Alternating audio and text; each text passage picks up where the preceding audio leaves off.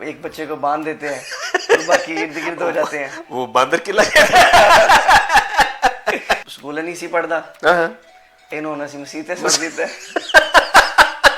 جن لوگوں کے پاس اسلامی تعلیم ہوتی ہے نا, میں نے ان بچوں کو دیکھا ہے کہ وہ اپنے والدین کے بڑے فرما بردار ہوتے ہیں. واہ. آپ نعت شریف پڑھتے ہیں اور میں نے دیکھا اکثر کہ جب آپ پڑھ رہے ہوتے ہیں تو لوگ آپ کو میں وہ کے دیکھ رہے ہوتے ہیں اور آپ کے الفاظ کے ساتھ وہ جھوم رہے ہوتے ہیں. یہ اتنی انسیت, اتنی محبت, اتنا رچاؤ آپ کے کلام میں کیسے آ جاتا ہے؟ کئی دفعہ ایسا موقع ملتا ہے کہ اللہ کریم ہماری آنکھوں میں بھی وہ اشک عطا فرما دیتے ہیں. سبحان اللہ, سبحان اللہ. پھر وہ لوگوں تک جاتے ہیں. ہمیشہ یاد رکھیے گا کسی بھی چیز کو پہلے اپنے اوپر طاری کرنا پڑتا ہے, پھر وہ دوسروں تک پہنچتی ہے. ارے واہ. تو مجھے یہ بڑی خوبصورت بات میرے استادوں کی یاد ہے جب پہلی مرتبہ میں سیکھنے کے لیے گیا. چونکہ نعت تو میں تب کی پڑھ رہا ہوں جب مجھے والدہ جیسے چھوٹے بچے کو لوری دیتی ہے. تو الحمدللہ یہ اللہ کریم کا کرم ہے کہ ہم ان بچوں میں سے ہیں جنہوں نے لوری بھی اللہ کے نام کی لی ہوئی ہے. سبحان اللہ. ہم لوری اللہ اللہ کرتے ہی بڑے ہوئے الحمدللہ. اس میں سب سے پہلے جو پڑھنے والا نا یہ دیکھے کہ اس کی عقیدت کتنی ہے. واہ. ٹھیک ہے. ہوتا یہ ہے کہ آپ جو الفاظ ادا کر رہے ہیں نا, آپ کے خیالات بھی اس کے ساتھ چلنے چاہیے.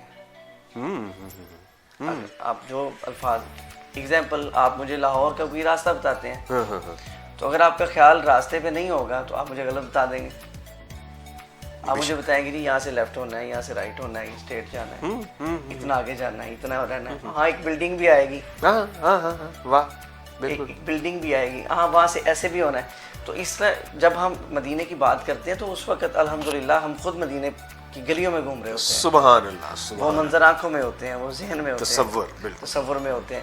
تو میں اپنے جب ٹیچر کے پاس فرسٹ ڈے نعت سیکھنے کے لیے گیا تو انہوں نے جو پہلی مجھے نصیحت کی وہ یہ تھی کہ بیٹا آپ نے جب نعت پڑھنی ہے تو یہ یاد رکھنا ہے کہ آپ نے حضور کو سنانی ہے. سبحان اللہ.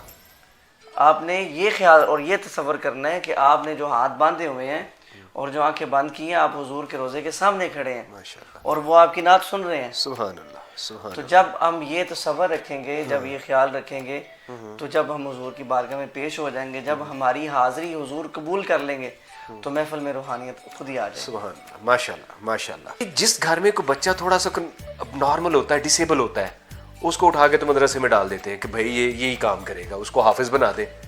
ایسا کیوں ہے؟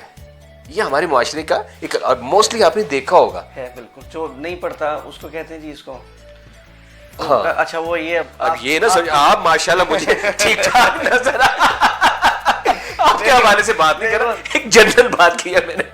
آپ نے جو بات کی ہے میں اس کی جو ہے نا وہ اظہار کرنے لگا. میں نے بھی اپنے کانوں سے سنا. اس کو آپ کیا اپنا وہ خود بتاتے ہیں یہ سکول نہیں سی پڑھتا انہوں نے سی مسیحتیں سڑ دیتا ہے.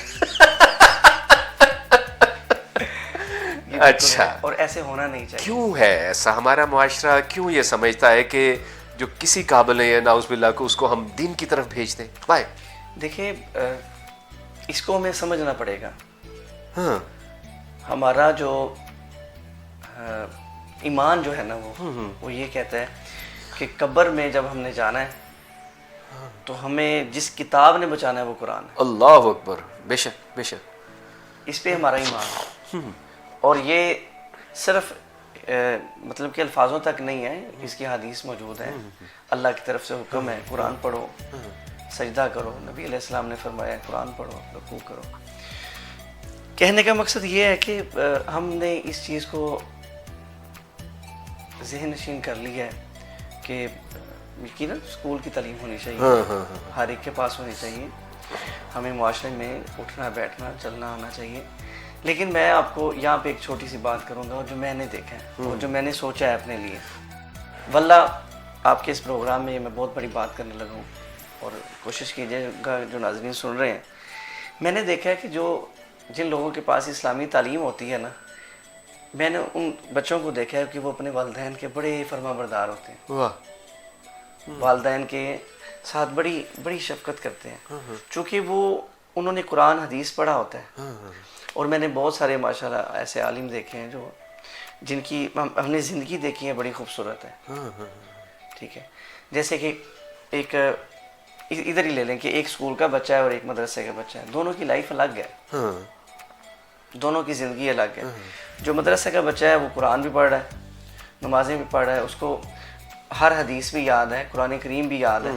اور جو دوسرا اسکول کا بچہ ہے, یقیناً اسکول والے بھی قرآن پاک پڑھتے ہیں, ایسی تعلیم حاصل کرتے ہیں, لیکن ان کی توجہ چونکہ زیادہ دوسری طرف بھی ہوتی ہے, تو وہ زیادہ تر پھر سگریٹ کی طرف, اسپاری کی طرف اور ان رستوں پہ. جو ہم نے علماء دیکھے ہیں, عالم دین دیکھے ہیں, جو بچے دیکھے ہیں, الحمدللہ کوئی ان میں سے, کیونکہ معاشرہ ہے, کوئی ہے کہ برائی کی طرف جاتے ہوں, لیکن زیادہ تر جو ہے وہ ماشاءاللہ داڑھی شریف, امامہ شریف, اس طرح کے. تو ہمیشہ یاد رکھیے گا کہ آپ کی جو اولاد ہے, یہ نہ یاد رکھیے گا کہ یہ نہ کہیے گا کہ ان کا آپ کو مرنے کے بعد فائدہ نہیں ہے. آپ کو زندہ ہونے میں بھی ان سے فائدہ ہے اور دنیا سے جانے کے بعد بھی ان سے فائدہ ہے. وہ کس طرح؟